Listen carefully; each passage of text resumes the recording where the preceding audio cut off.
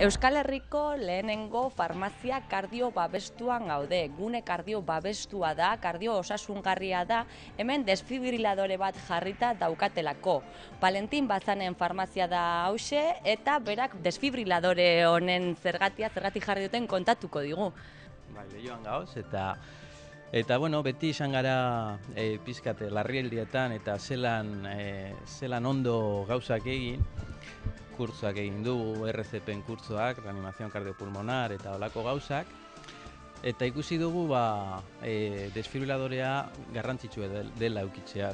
RCP-arekin bakarrik igual motz geratzen gara. RCP-a pizkatxo bat argitzeko, RCP-a da ikusten dugun masajetxo hori, ez? Pelikuletan eta egiten dutena, norbait larri dagoenean bihotza gelditu zaiolako edo, ez? Hori RCP. Bihotzekoa eman eta gero, azten gara bihotzea mobitzen. Horre konpresioak egiten dira bihotza mobitzeko eta odola ataratzeko, oxigenoa eramateko burura. Bestelan burua 2 minitxu oxigenoa barik hil egiten zara eta horretxagatik egiten da konpresioak, masajetxoa, gero aixea bematen da.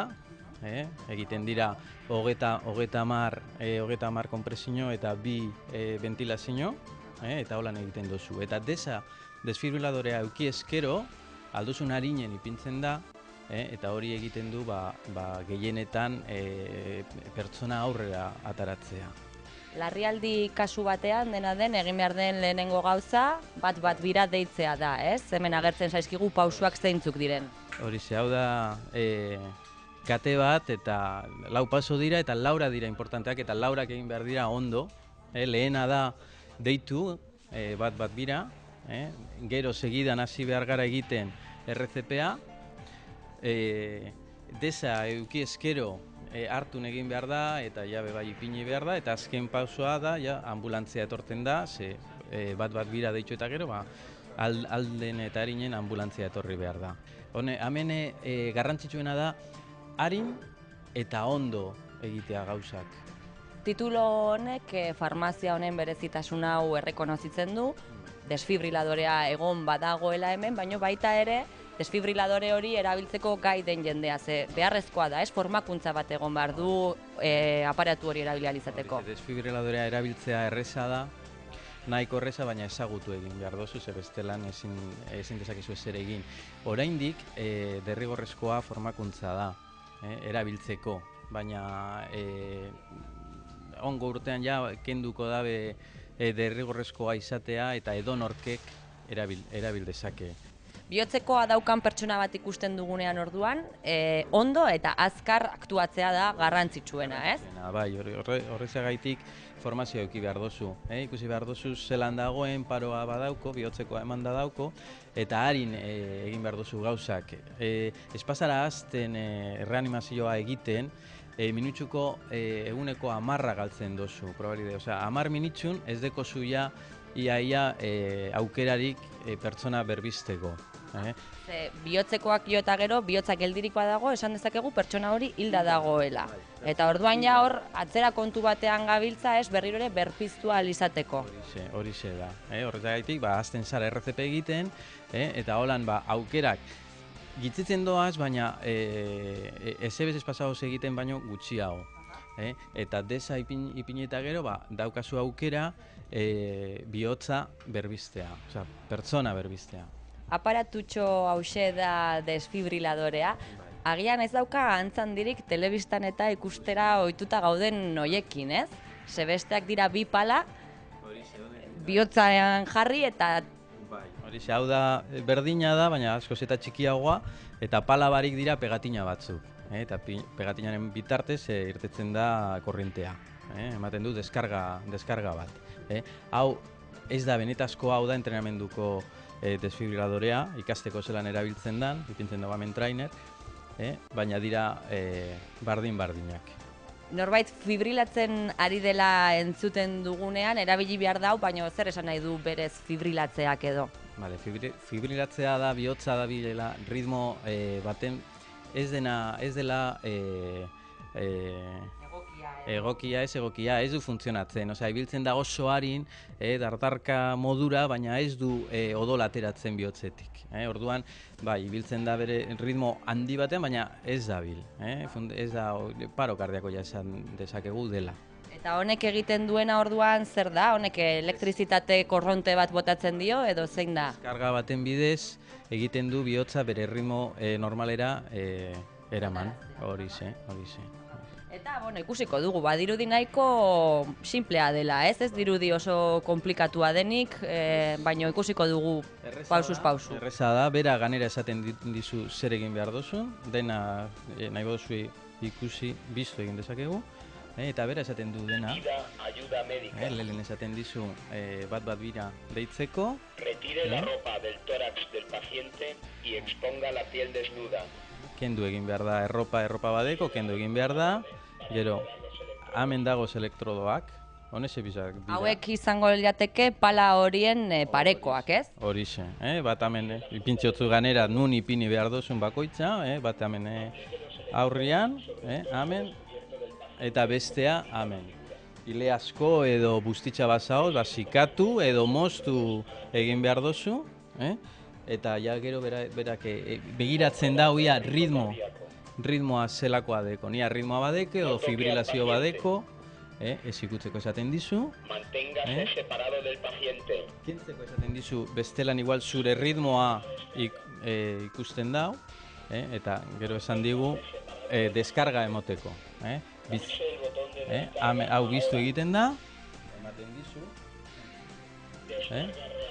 hau entrenamendukoa da, eta ez dite CBC-man, eta jazten zara berriz RCP egiten. Orduan, hau ez da hau jarri eta ez da sendatzen gaixorik dagoena. Alda lehengoan sendatu, berbiztu, eta ez dozu zergatik RCPa egitea, baina espada ondino mobitzen edo zuazten zara segidan. Gero, 2 minutxu barru berriz begiratzen da, oia, ritmoa zelakoa den, eta ritmo normala badeko, esaten dizu, jazta, no se recomienda deskarga, eta ja utzi dezakezu begiratu ia arnasa badeko, eta ja, bueno, zure lana amaitzu da. Ze aparatuak berak abisatzen dizu, noiz arte jarraitu behar duzun masajea egiten, ez? Honen bitarte sentitzen duelako bihotzaren taupaden erritmoa. Horixe, berak ikusten du, erritmoa badeko inoiz ez du deskargari botatzen, ez dizu izten deskargari botatzen erritmoa badeko, hildakoak, hilda egondak dana, erritmoa hartun badu, ez du deskarga gehiagorik botako, eta bueno, berak ikusten du. Itxura nahiko erakargarria daukan arren, hau ez da jostailu bat. Bihotza geldirik ez badago erabiltzeak arrisku batzuk suposatzen dut izango dituela, ez? Bai, bueno, nahiko segurua da, esan dizute, ritmoa badago, ez du deskargari botako. Orduan, zu botoiari emon eskero, ez du deskargari botatzen. Bera, kargatu egin behar da, ikusten da benian ritmorik ez dagoena. Bestelan ez du kargatzen. Orain 2 minutxu egon gara RCP egiten, eta berriz ikusten da, oia ritmori badeko. Bueno, ikusi du ritmoa dekola eta amaitu da. Normalean jende asko biltzen den tokietan jartzen dira, ez? Merkatal zentroak, aireportuak, farmazia honetan hainbeste jende biltzen da? Ez, hainbeste jende ez, baina nik uste nuen, bertora etorten dizen pertsona, zainduta egoteko, eta ez bakarrik bertora etorten direnak. Nire auzokoak badakite, ingurukoak badakite hau berton dagoela, eta, bueno, ni 2 minutxutan alboko etxera joan dezaket honekin, eta saiatu pertsona aurrera ateratzen. Eta gauzatxo bat, badirudi, ez dakit ze prezio daukan formakuntza ere hain derrigorrezkoa bihurtzen ez bada, bihotzekoren bat izan duen pertsona batek, aukera gehiago dauzka berriro ere halako bat sufritzeko, orduan komenigarria da, eskuragarri egongo dira hauek, egon daitezke, non topatu? Bueno, orain ez dira holan dendetan saltzen eta gutxinez nik ez dut holan aurkitu, ni fundazio baten bitartez hartun dut eta fundazio berdinekin kurtzuak egin dugu eta formazioa egin dugu, Fundación Zonas Cardio, eta, bueno, ez dakite gero errezago izango da, uste dut, ze garrantzitsua da. Zenbat gehien desa egon, hobeto. Irakurri dut Holandan kale nagusienetan derrigorrezkoa dela halako bat egotea. Komenigarria litzateke ere hemen halako zer izatea. Bueno, ia hori lortzen bada. Datorren urtean hasiko gara, Bizkaiko farmazilarien elkargo ofizialarekin kurtzuak ematen, eta ia botika asko animatzen badira, kurtzuak egiten eta desfibradorak hartzen edo eukitzen, positiboa izango zen. Zurra dirudi, ez? Halako historia txikitxo batek bizitzak salbatu alizatea. Hori zen, ni espero dut igual inoiz bezez erabiltzea, baina baten erabili ezkero eta pertsona aurrera atara ezkero, bere presioa ez du zentzurik, berdin izango zen. Inbertsio bideragarria eta erabilgarria orduan. Bai.